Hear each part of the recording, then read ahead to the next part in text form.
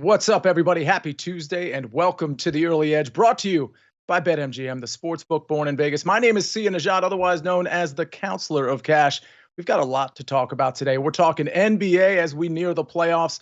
We're talking Final Four. And of course, now we can talk Major League Baseball. And to do that, let's bring in the stars of the show. We've got plenty of guys to talk about plenty of things. Before we get to bets, gentlemen, Zack Cimini, Mike McClure, Angelo Maglioca joining us. We got to get to some storylines. And I can't help Mike McClure but lead with what everybody was talking about this weekend. It's, of course, the infamous Torpedo Bats. Yankees appeared to be the only team using them. I'm not even sure that's the case, right, Mike? And the whole team wasn't using them. With all that context in mind, I got to get your reaction, Mike, to the Torpedo Bats. I love the Torpedo Bats, Sia. I think the thing that's more fascinating to me is that it took this long for any sort of innovation in way of the bat. So I'm not, I don't think that they should be illegal by any means. I think everyone has access to it. I think the thing that was really interesting was that the Yankees knew what they were doing. They had this opportunity to let their broadcasting booth essentially go talk about it. That's not something you do if you're trying to get away with something. You're not trying to hide anything. And it looks like today we've got at least 20 players in Major League Baseball using the bat already. The question I will have is, was it the bats or was it the Brewers pitching staff? Looked at yesterday, the Minnesota Twins had a few players using the Torpedo Bat, did not have any success at all against the Chicago White Sox. So for me, loved them, loved the innovation, stunned that it took this long to get here. Angelo, a.k.a. AMags, you had to love that take. I saw you kind of vigorously nodding your head. And, of course, you are a Yankees fan. I thought the points Mike brought up were really good. I mean, to the extent people think these bats should be illegal, I mean, that's the wrong take, right? Yeah, absolutely. And really for a long time, it's been you pick up the bat, you see how it feels, and then you order like 25 of them and you just go with it. This is much more customized. If you think that these bats should be outlawed, then you probably also think golfers who have their clubs fitted to them should not be allowed to do that. It's very similar in my opinion. Very interesting analogy. And I can't help but agree with it. Zack Cimini, are you going to be the contrarian viewpoint, or are we good with these Torpedo Bats? No, I'm good with these Torpedo Bats. They're within the MLB guidelines. And I think you look at the Milwaukee Brewers, they were dealing with some injuries to their starting pitching. So we saw the Yankees take advantage of that, got to some of their back-end relievers. But Freddie Peralta, he did okay against the Yankees, gave up just 2 runs. I think we'll see the Yankees see better starting pitching. And like Mike said, the storyline here is that more teams, more players are going to use these Torpedo Bats versus just focusing on the Yankees. Yeah, the Torpedo Bat's certainly a storyline through 1 week of the season. But, hey, Mags, I want to start with you on this next question because we are 1 week through the season, or almost 1 week through the regular season here. Any storylines, aside from what we just talked about, that have stuck out so far early in the season? A couple big ones yesterday, Sia. We had Garrett Crochet extension. That's, as a Yankees fan, very hurtful to me. I was really hoping that he would get out of the AL East after this year, but good for them. They locked down a very good pitcher, in my opinion. And then I think a couple of us are going to riff on this, but man, the PED suspension for Jurickson Profar. I had a buddy of mine saying that they didn't really think it was that big of a deal for someone to try to do this and try to get generational wealth. But in this specific case, too, when you look at it in all of them, but this one, it's like, he's on a great team that has playoff potential, and now he loses out on all of that opportunity as well. That's the biggest thing, in my opinion. No playoffs. Yeah, we'll get to the Braves in just a second, as it's been a very underwhelming start for them, to say the least. Zack Cimini, talk to me about a storyline through week 1. Yeah, yesterday I was watching the Oakland A's make their debut in Sacramento, taking advantage of Sutter Health Park, a AAA facility out there. And yesterday the total was set at 8.5, and you can immediately see it is a hitter-friendly park. There was 21 combined runs. One of the home runs from Oakland wouldn't have been a home run in 29 other ballparks. So it's going to be interesting to see if this first home series continues to go that route. And then looking forward, it's only 2 hours away from the Bay Area, but Sacramento in the summertime, very extreme heat, similar to Vegas, similar to Phoenix. That's going to affect the players, and there's also a humidity element as well. So you got to keep an eye on Sutter Health Park for the Oakland A's. Mike, the weather report from Zack Cimini has to be music to your ears because you show up on the early edge all the time, particularly the show we do on the SportsLine YouTube channel, giving us a weather report as it relates to totals, overs, and unders like Zack Cimini was just talking about. But that's not your storyline. You're going back to Profar. Yeah, I'm going back to Profar only because of the team and the situation. Now, it's easy to go overreact in a long 162 game season, right? But you've got this Atlanta Braves team sitting 0-5 right now, and they've still got two more with the Dodgers. They're going to be an underdog in all those games. They could be 0-7 headed back to Atlanta. They do get a couple with the Marlins, but then right after that, it's immediately into another series with an elite team in the Philadelphia Phillies. This is a Braves team that is missing Ronald Acuna right now. Now you remove Profar, who was leading off for this team as a switch hitter and a plus defender. I think that this is very interesting because the season could get away from them a bit if we're talking about a team that loses 8 of their first 10 games, which I think is very, very possible here. Well, let me ask you, Mike, I'm going to kick it back to you because, like I said earlier, there have been some underwhelming teams, granted through, 4, 5, 6 games here, but well, the Braves are one of them. If you're a Braves fan, which, Mike, I know you're not, should you be concerned with what you just set up? Yes, you definitely should because, look, the front half of the season is kind of loaded in terms of the strength of schedule. I know that the strength of schedule is even out throughout the course of the season, but when you don't have all your weapons at the right time, it could be deadly in what we believe to be an extremely competitive division for the Atlanta Braves here. They still play the Dodgers again at the 1st of May. We're talking about 30 days away from them having another series with the Dodgers. I think that this is very, very concerning. They need to scratch out one of these wins against LA. They have to take care of business against the Marlins because you have to wonder about the state of the locker room. Again, should they only win 2 of their first 10 games? AMags, you agree? Absolutely. I will say as a caveat, they do have Spencer Strider coming back. He's looked dominant, honestly, in some of those rehab starts here. And you also get Ronald Acuna back. You need those guys to perform now at an even higher level, as Mike said, to get rid of the the loss of Profar from the switch hitting top of the lineup. It's huge. So Ronald Acuna is going to have to be MVP Acuna again. Interesting. Zach, level of concern for the Atlanta Braves?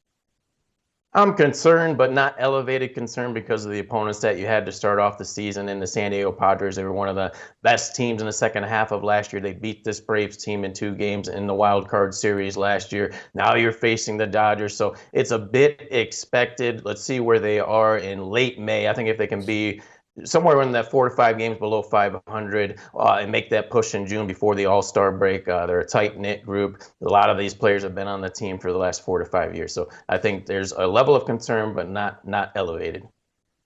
Couple of other teams with tough starts that I do want to touch on. Zach, I'm going to kick it right back to you. Level of concern for the Detroit Tigers?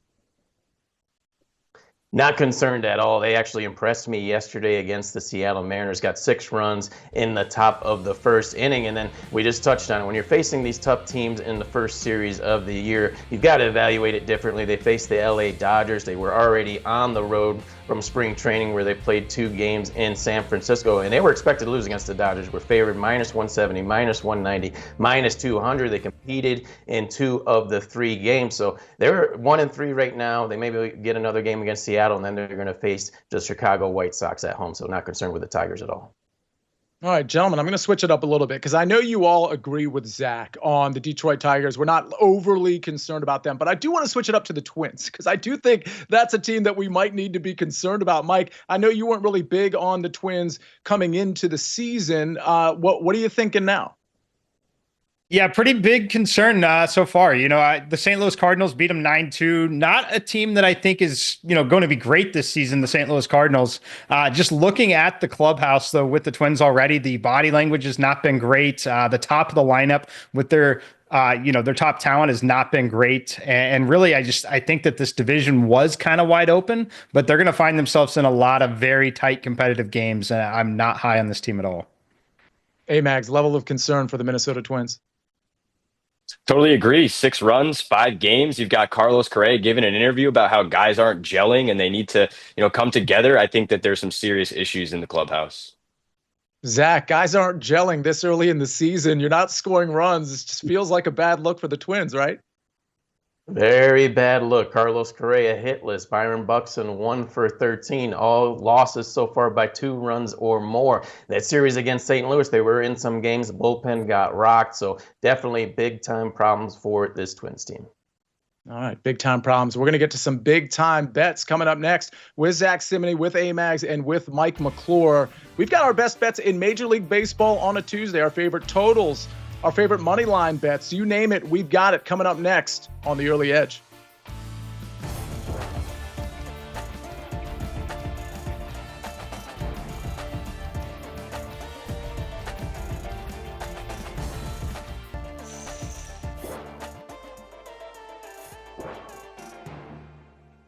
We're back on The Early Edge, and of course, I'm joined again by Zach, AMags, and Mike. And we gotta start talking about some actual bets here. And Zach, I'm going to lead off with you because we led the show with Torpedo Bats, and that team that is targeted in that discussion, of course, the New York Yankees. They're playing the Arizona Diamondbacks today, and we're talking about our favorite money line bet to lead off. And yours is the Arizona Diamondbacks, correct? Yeah, for as sharp as this Yankees team has been, it's a very short, condensed money line spread today. I'm going to take the Diamondbacks minus 104. Corbin Burns getting his first start in a Diamondbacks uniform. He's been excellent against this Yankees team his last 3 starts. September 2023 actually had a no-hitter going through 8 innings, was pulled after 109 pitches. His 2 starts last year as a member of the Baltimore Orioles. Excellent as well, allowed 2 runs or less in both of those outings. So I think the Diamondbacks are going to take advantage of yesterday's travel day against a Yankees team that is swinging for the fences right now, leading MLB with 15 home runs. I think Corbin Burns can cool them off tonight. I'll take the Diamondbacks minus 104.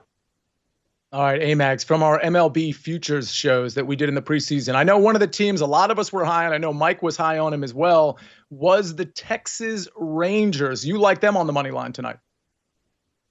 Yeah, I like him in a bounce back spot here against Carson Spires at the Great American Ballpark. You know, the bludgeoning last night that they had behind a Kumar Rocker blow up, really, it's tough, but it was only their second loss of the season, the first game of the season that they had lost, and then they had gone on a nice little run. I think the offense, especially after they had a couple guys get pulled and kind of maybe a little bit of rest there as well last night, offense gets back going here. If you look at Spires last year, 283 to righties, over 300 average allowed to lefties. I think that, you know, Corey Seager, as we always see, is definitely somebody that's projected high on the hit run RBI. So I'll be looking at that one.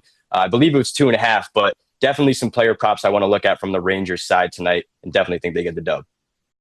Professional tease, AMags, because we're going to look at player props later on in this segment. Mike McClure, talk to me about your play, because you decided money line, I'm going to cast that aside. I'm going to raise, I'm going to take a run line. What is it? Yeah, it's a relatively rare home run line with me with the Rays, minus 1.5 plus 145. Found the price point to be appealing. I'm excited to watch for the Pirates here. Thomas Harrington making the MLB debut, was a top prospect for them. Thought he might be in the rotation to start the year, but ultimately lost that battle in spring training. Yet here he is, already called up to make this start. To me, I think that's concerning, actually. I think he pushes a little too hard in this matchup, and it's really about the pitch arsenal itself, right? So when you look at what Harrington throws, he throws a fastball, of course, everyone does, but we're talking about a low 90s fastball, like 92, 93, not difficult to catch up to at all. Features a lot of those breaking balls, but the thing is when you're amped up and making that career start, it can be difficult to locate those breaking balls. That's what I think is the problem here. I think we see a short outing and one that turns into a bullpen game for the Pirates. Give me the Rays here, minus 1.5 plus 145. All right, plus 145. You love to see it. AMags, we're going to go to a favorite total bet, and you're sticking with this Rangers theme. Yeah, I'm not going to dive too much more into it. Honestly, just playing the Rangers on the money line, playing the team total. It is 4.5. I know generally we kind of get in those 3.5 range, but the 4.5 here, I'm fine with playing it. I do think that the offense bounces back in a big way against the Reds pitching staff here tonight. And they get behind Nate Eovaldi, who, as Mike had mentioned, I think multiple times now, is one of their guys, man. They really get behind him. Great pitcher. Shouldn't say young, certainly not young. Great pitcher. But I think that this offense is going to get back to rolling tonight.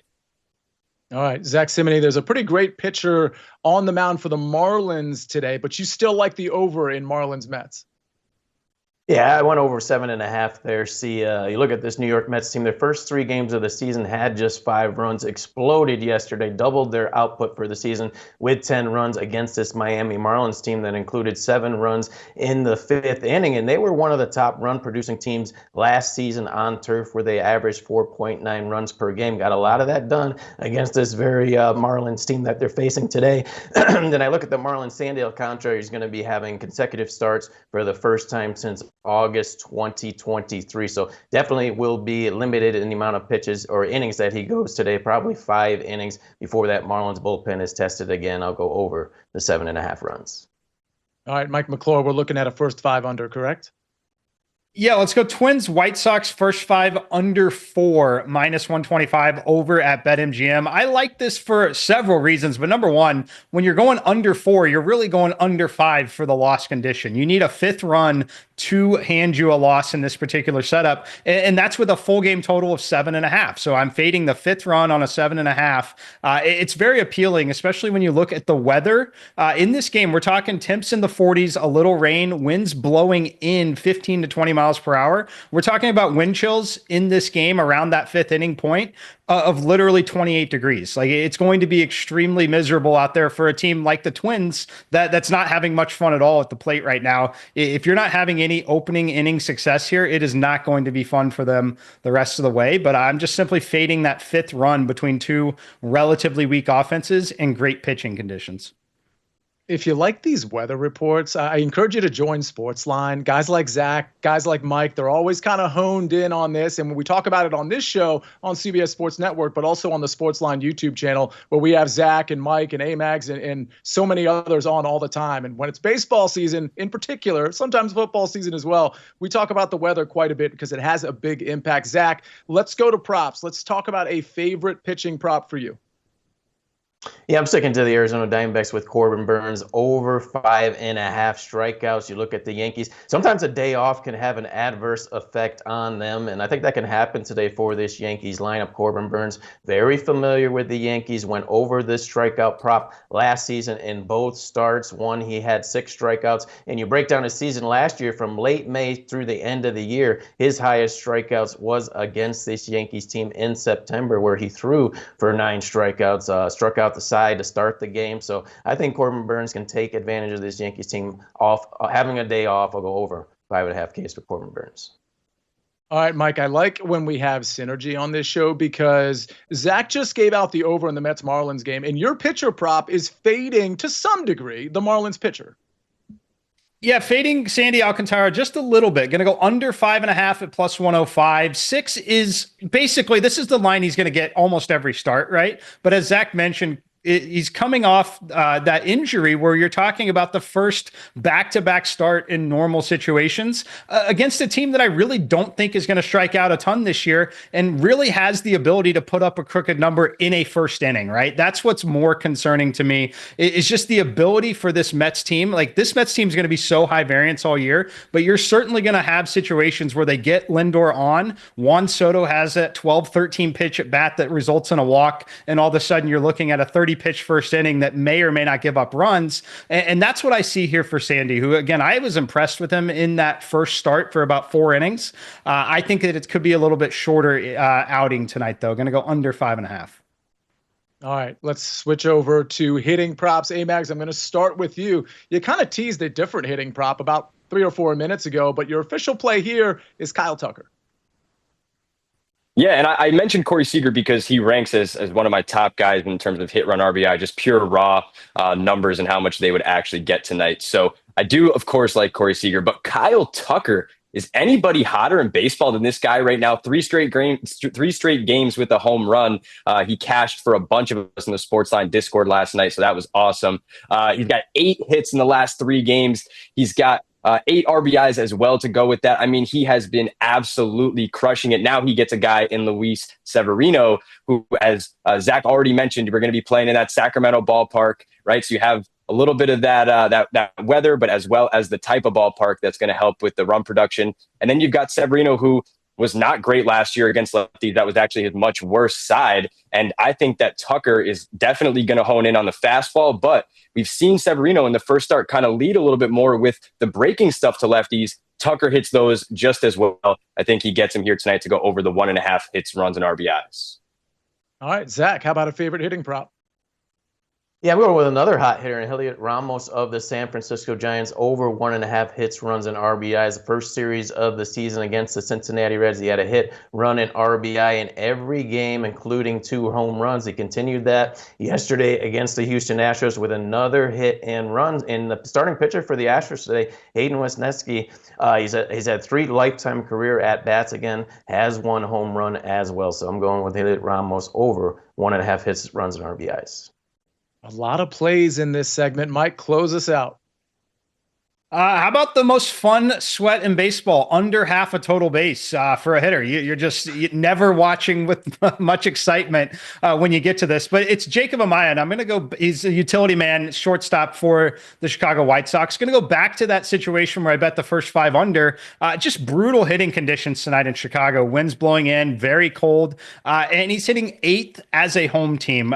Basically, the lowest possible at bat projection you can get in terms of plate appearances. I'm going to fade him getting a base hit in this game at -110. I just don't see it from him. He's a career hitter who's under 200. I think that continues. There's a reason he's hitting 8th in this lineup. The reason he's on the field is his defensive ability. Let's go under half a total base for Jacob Amaya. We're going to bet this. We're not going to watch this. How about that? And we'll just see everybody at the pay window on this under.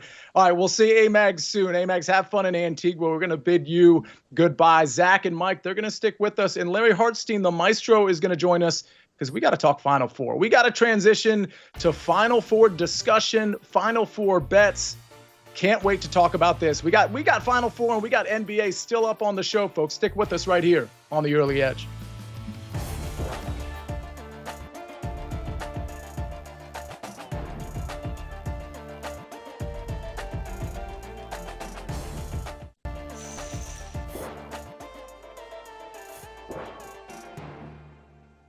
We're back on the Early Edge to talk some Final Four. We got Zach and Mike, and we're joined by the maestro, Larry Hartstein. And Larry, I got to start with you with, this number 1 seeds thing. And I want to give credit to like the SportsLine model and to a lot of you Early Edge cappers, because we have the Early Edge bracket, right, Larry? And a lot of the big time cappers like yourself, like Mike McClure, Tom Casale, were making all the number 1 seeds get through the Final Four to a lot of criticism. Like, oh, great, you're just picking chalk. Well, how you like us now kind of thing. I got to ask you, though, Larry, how are you feeling about all the number 1 seeds making it to the Final Four? Should people be happy about this? Well, bettors are certainly happy with how it went down last weekend, where all 12 favorites won. So every single money line parlay in the Sweet 16 and the Elite 8 cashed, which was great for bettors and bad for the books. But is it a good thing long term? The ratings so far have been good, but if we keep doing this every year, where only the big money programs, can make it this far, and you can't have a Cinderella, then I think we do lose some of the charm, some of the reason that people who are not big hoops fans tune in at this time of year. But yeah, it's been a cash cow for bettors to just keep riding the favorites. Even Texas Tech, could have pulled an upset. Arkansas could have pulled an upset, and they both collapsed down the stretch. Yeah, it's true. We could have had a couple of upsets for sure. Mike, I want to ask you, are you happy about this? I do also think this is probably the future, right, with NIL money. And I don't know that it's just the future for college basketball. It might be the future certainly for college football too, because NIL is going to dictate where some of these players go. Your thoughts on number 1 seeds being in the Final Four?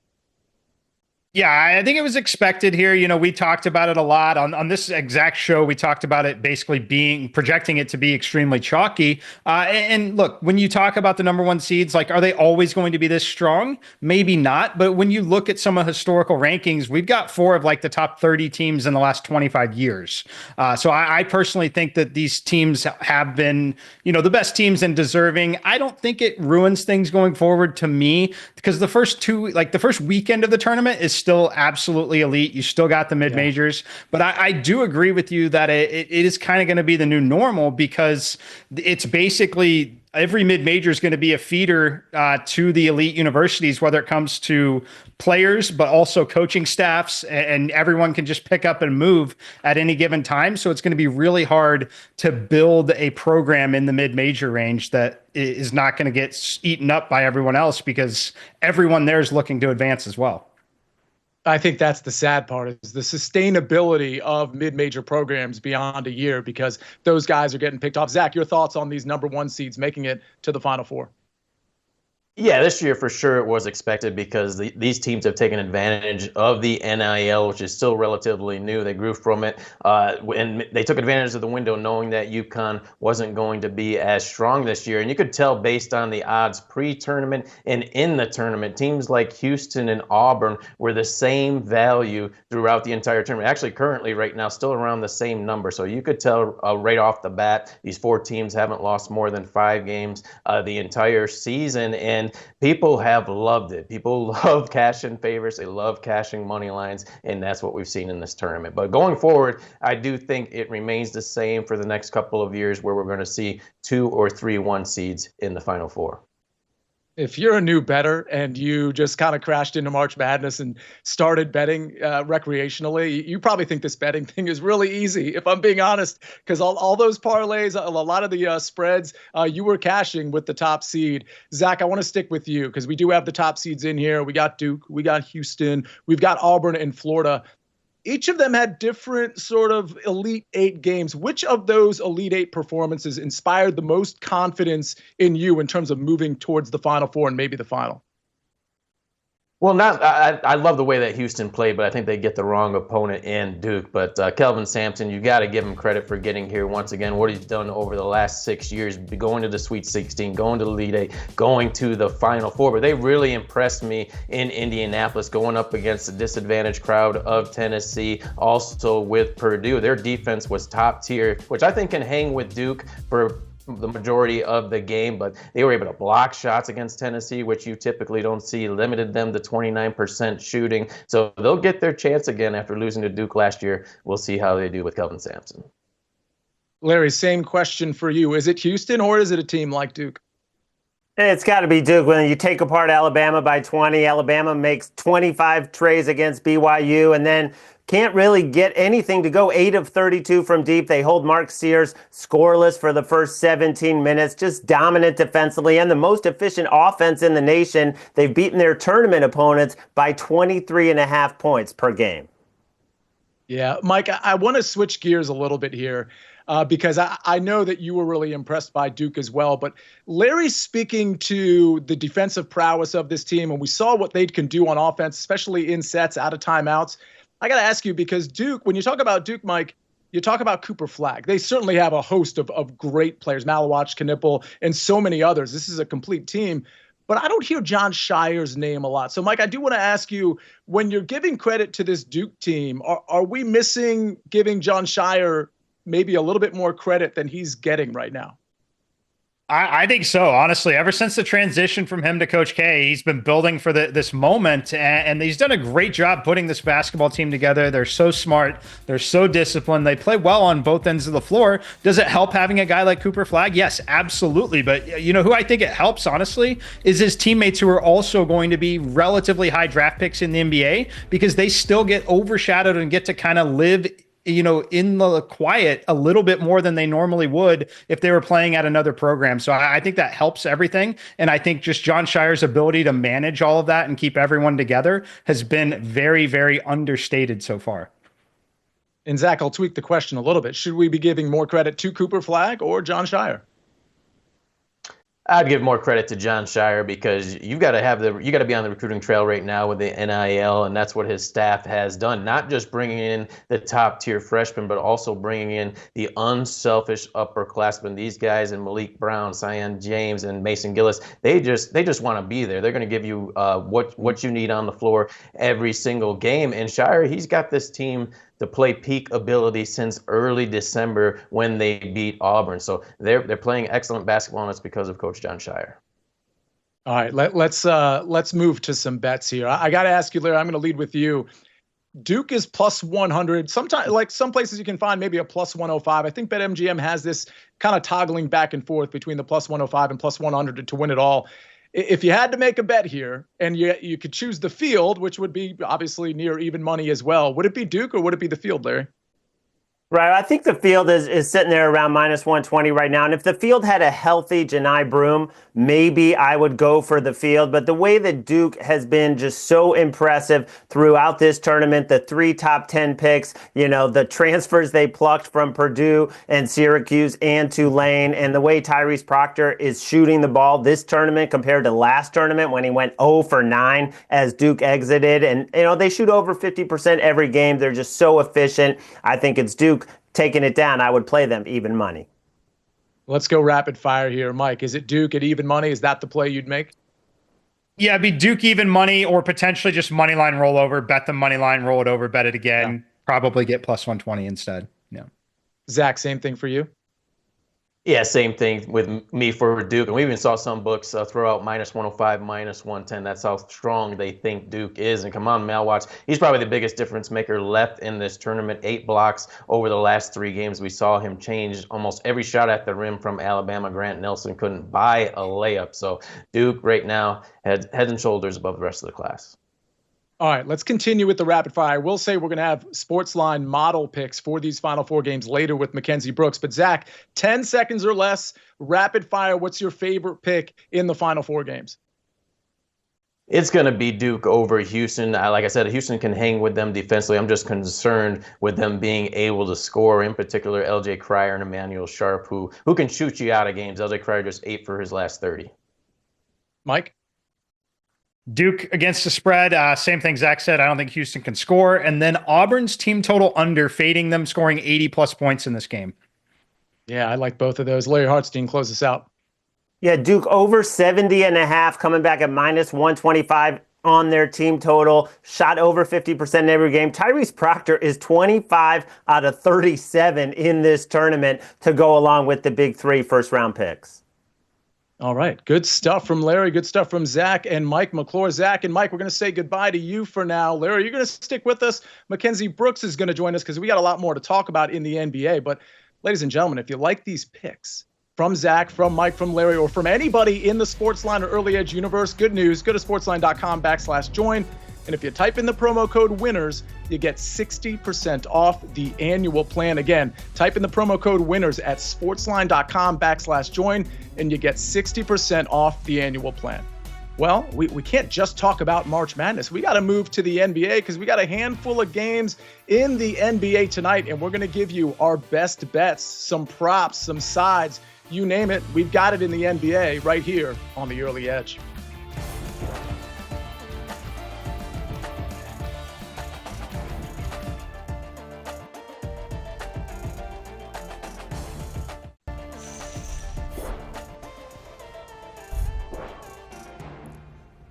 We're back on the Early Edge, brought to you by BetMGM, the sportsbook born in Vegas, and we are now joined by not just Larry Hartstein, but also Mackenzie Brooks. We've got a lot to talk about. We do want to get to our favorite sides and props for tonight, but there's some things happening in the NBA. And Mackenzie, I'm going to start with you because Jalen Brunson thinks he might be back at least close to or during playoff time. The New York Knicks are plus 1,000 to win the East. I got to be honest, I've always thought this New York Knicks team is pretenders, even since the Cat trade. Like, I just didn't think this was going to work out. But at plus 1,000, is this a team we should consider winning the East, Mackenzie? No, I don't think it is. I mean, this is a team that can't beat the top 7 teams, right? I mean, you have to bank on either Boston getting upset early, maybe Cleveland getting upset early, but we give, who would that be, Atlanta or Orlando, like a 5% chance to pull that off. I mean, if you want to break down the P's and Q's, it would be, we give them a 64% chance to beat Milwaukee, then an 11% chance to beat Boston, and if they even make it past that 11%, a 19% chance to beat Cleveland. So we're recognizing and clocking when they're not beating competitive teams here. So it goes from, super horrible value to less horrible value, but still not something I'd put my money on.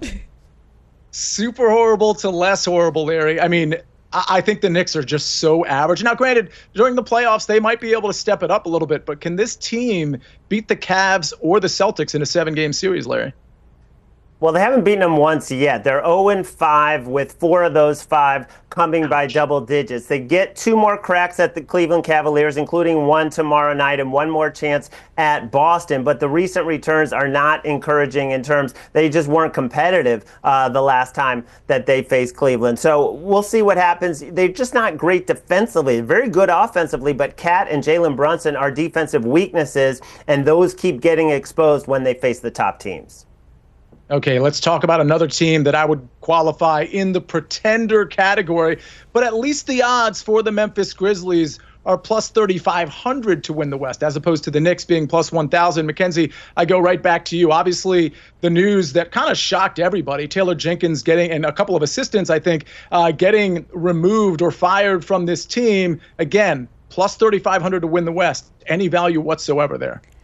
We love OKC so much that I would never recommend betting anybody. If there are ways to, bet them to get to the conference final, or maybe to upset Denver, whether it be the 5 seed or the 6 seed, to upset the Lakers or Denver, we might have value on that. Certainly, I assume it open up around like plus 400. Assuming odds would give them less than a 20% chance, we would give them closer to a 30. I know I don't get paid for my front office intel here, but typically when you have a successful coach get fired, your star was unhappy. And now miraculously, we know there's no more hamstring injury. And we see Ja have this awesome game on Saturday, that first game without him. So if we get this backcourt back to what they want it to be with Desmond Bane and Ja, and they can do this whole pick and roll situation that they weren't able to do under Jenkins, maybe this could be a undervalued team come maybe an upset versus the Lakers or Denver. But as far as the Western Conference, it's all Thunder for me. Front office insider Mackenzie Brooks. Larry Hartstein, talk to me about Memphis at plus 3,500 to win the West. Yeah, really puzzling to fire your coach 9 games before the end of the season, but apparently management was not happy with the offense he was running. They wanted him to convert to this more European style, and John Morant was frustrated. Either way, they're not playing any defense. They've lost 6 out of 7.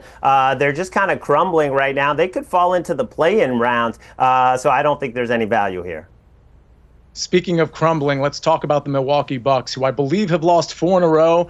They get to play the Suns tonight, but Damian Lillard, his status is obviously way up in the air. Larry, if I'm a Milwaukee Bucks fan, which I'm not, I mean, I'm a Wizards fan, so I don't have much room to talk here, but nonetheless, Larry, is the Bucks' future like really kind of limited when it comes to playoff time?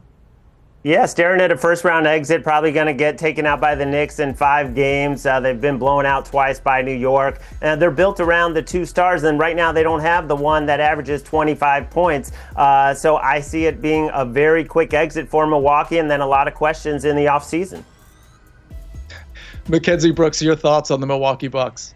Not good ones. I've come on here a ton, I feel like, the past, 8 weeks, how I don't like this Milwaukee team. I didn't like the Kuzma trade for them. They did get worse. Once they traded for him, you see their record get worse. We give them a 0.2% chance with Dame in the lineup, so you can imagine what that looks like if he's not even in there. I've said this all season, like, they still get padded for winning a championship within the last 5 years. Like, I think the plus 5,000 that we saw for them to win the whole thing was more of a courtesy of them doing such. But if you actually look at this team and what they've been producing this season, maybe even going into last season, like, at some point we got to get away from the fact that, yes, this team won a national championship. It wasn't that recently, and I don't think they should be priced as such. Mackenzie, you I'm authored just being a line really mean earlier. today. Sorry, guys. No, I got to tell you, though, speaking of mean, you authored like the most epic line, which you didn't say here, but you said there's no reason to be nervous if your team is cooked. And that is so true as it relates to so many of these NBA teams that we just talked about. We got to go rapid fire because we got to get our favorite sides and our favorite props. Maybe 10, 15 seconds or less. Larry, your favorite side tonight in the NBA? Yeah, Warriors laying 5.5 at Memphis. They can leapfrog Memphis in the standings, 15-4 since the break. Memphis 3-18-1 against the spread in their last 22 games, and I think Golden State keeps rolling. This is going to be the first. Tell me you're not going to. No, you're not doing it. I don't know how I got here, but I did. And listen, the smart money is backing me too, because you see the public's on Milwaukee. The smart money's moving this line back towards the Suns here. So we're going with the Suns plus the 5.5. They don't have Durant, but Beal's coming back, and he's not Durant, but his shooting numbers are pretty awesome this season. And it's not like Milwaukee's this defensive juggernaut. They just allowed 145 to the Atlanta Hawks. I leave you with that. So I think this is still a game that the Suns can stay in. I actually totally agree. This would be literally the one spot all year I would take the points with the Suns. Okay, we got 10 seconds or less with our favorite prop. Larry Hartstein, kick us off. Tyler Kolek over 4.5 assists for the New York Knicks. They're going to blow out the Sixers, which means 15 to 20 minutes for the guy who led the nation in assists at Marquette. I'm going to a Nick Richards assist here. I'm asking for one. And again, going back to Durant not being here, I just think his usage will be up. We project him for 25 plus minutes. He's 9-4 to that over when that is the situation here. So asking a guy on a basketball court to have an assist who's on there for 25 minutes feels at plus money, plus 120. I'm going to do it. I love these picks so much. All right. I love both of you so much. But Larry, we got to say goodbye to you, because coming up next on the Early Edge, we go back to the Final Four with Mackenzie Brooks to talk about what the SportsLine model thinks of the two spreads and totals in the Final Four. We'll see you next time. We'll see you after the break on the Early Edge.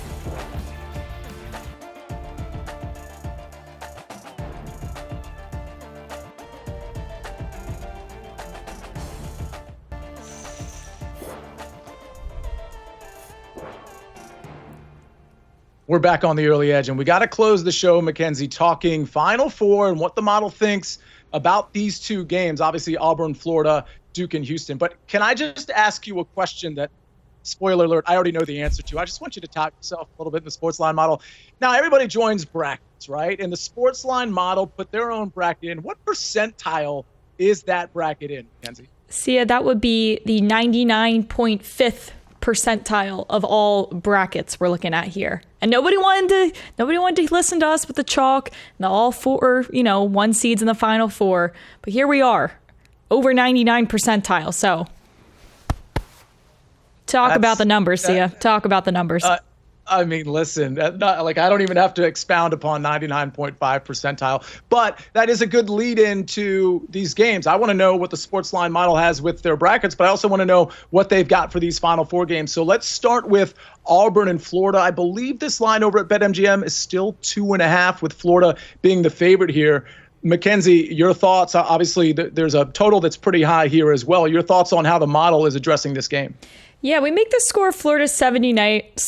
What was that? 79, Auburn 78 here. So pretty in line with odds makers. It's funny, like when we started this, we had Auburn winning this game, and we've slowly started to flip towards Florida with the 53% chance to beat Auburn here. And obviously we saw that happen earlier in the regular season, and that was without Elijah Mitchell here for the Gators. But we do see this slightly leaning Florida again. As far as the total, like you mentioned, it is pretty high. I would honestly attack the first half here and go with the first half under, just knowing the way Broome is not 100%. If he's not coming out with his hair on fire, we know Clayton doesn't like to show his cards until the last 3 minutes of the second half here. So I don't think there's any reason that these teams will come out, with really firepower offenses. So that under 77.5 in the first half is probably where I'm going to be putting my money on this game. Yeah, I like that under quite a bit. All right, let's talk about an under in a sense. We're not going to get as many points in Duke versus Houston, but we have Duke as about a 5.5 point favorite. Again, these lines tend to move, but they're not going to move much at this point. Mackenzie, talk to me about what the model thinks about Duke, Houston. Yeah, we make it a closer game than odds makers. Duke 72, Houston 70. So again, you're seeing that lower total than the Auburn-Florida game here. This is 23-year-olds versus 18-year-olds, though, at the end of the day. And we do have to remember that with what we're getting with this game. So I would honestly maybe attack Houston in that first half here. We have, the rebounding margins about even. We have Duke outweighing them slightly in 2-point percentage. And we actually have Houston outweighing Duke in 3-point percentage, which is pretty crazy considering how many awesome 3-point shooters there are on this Duke team. That is Houston's way to stay in this. If they can get hot from deep, I think that's their best shot. Maybe looking at that Houston first half to cover, because you can see Duke, we see it a lot with these favorites, it's a close game at the half and then they really start to pull away towards the second end of that second half here. We got about 10 seconds left, Mackenzie. Does the bracket have Duke winning it all? Yeah, we've been Duke since day one. Easiest path to get out of their region to the Final Four. Florida with the hardest, and we definitely have seen that, although they're all here. Florida definitely had to fight for their life the most on the way to the Final Four here, and you saw Duke with just an easier ride. All right, Mackenzie Brooks, thank you very much. And if you want some of that model talk, again, go to sportsline.com/join. And if you type in the promo code winners, you get 60% off the annual plan. And again, you can see Mackenzie and Mike McClure and Zack Cimini and Larry Hartstein and so many others, including me, on the Early Edge on the SportsLine YouTube channel every Monday through Friday at 10 o'clock. We'll see you next time on the Early Edge.